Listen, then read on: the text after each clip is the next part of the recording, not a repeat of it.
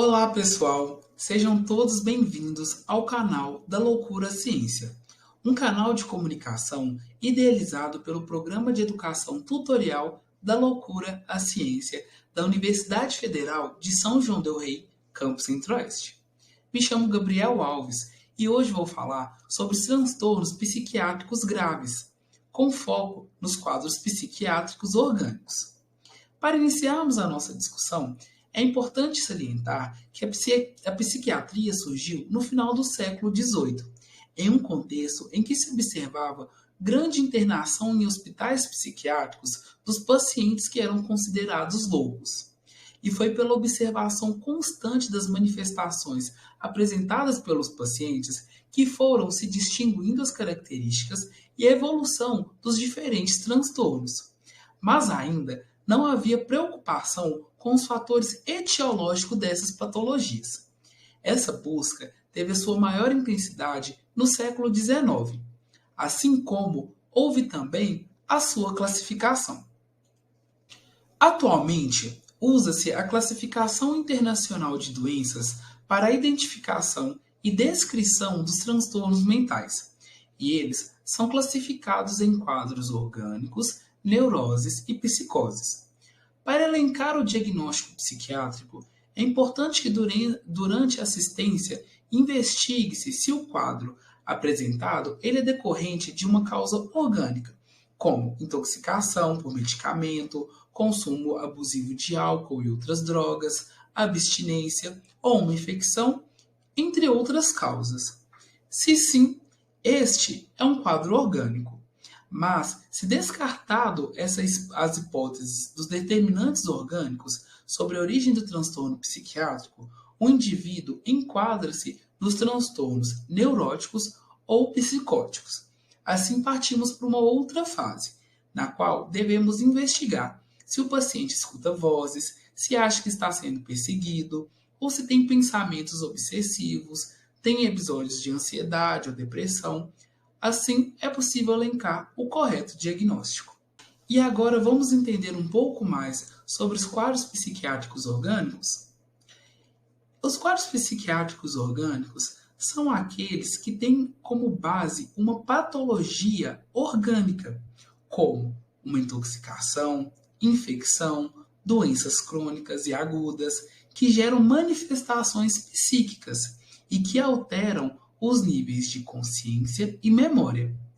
Nessa classe, temos o delírio, também é chamado de estado confusional, e caracteriza-se por alterações no nível de consciência, e sua manifestação principal é a confusão mental.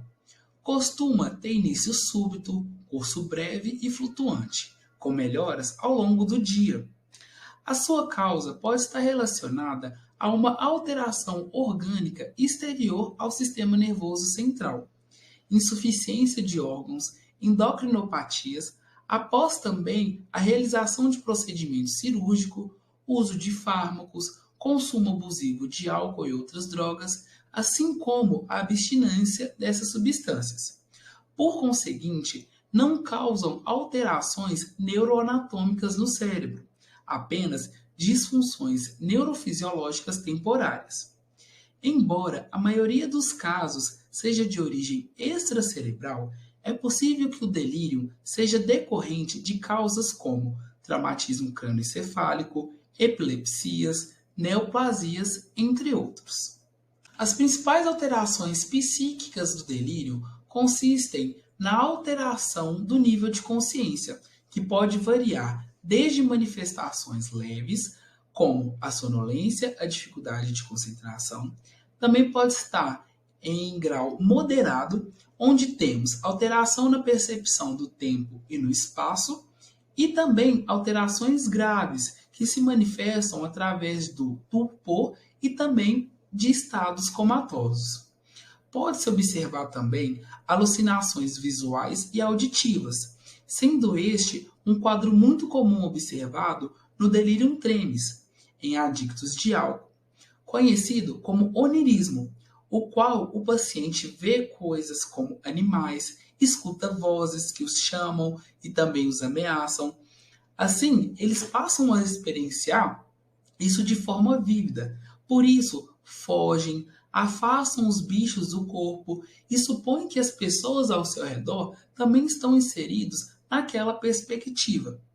A observação dessas características e das principais características da alucinação é muito importante, porque isso pode diferenciar o delírio das psicoses.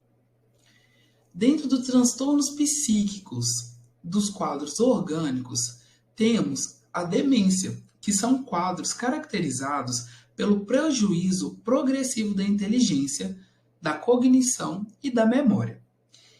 Ela está relacionada às alterações neuroanatômicas do sistema nervoso central, atrofia difusa do cérebro e pela perda neuronal do córtex. Neste contexto, podemos citar a doença de Alzheimer, que pela formação das placas amiloides causam lesões cerebrais e podem progredir para um quadro de demência.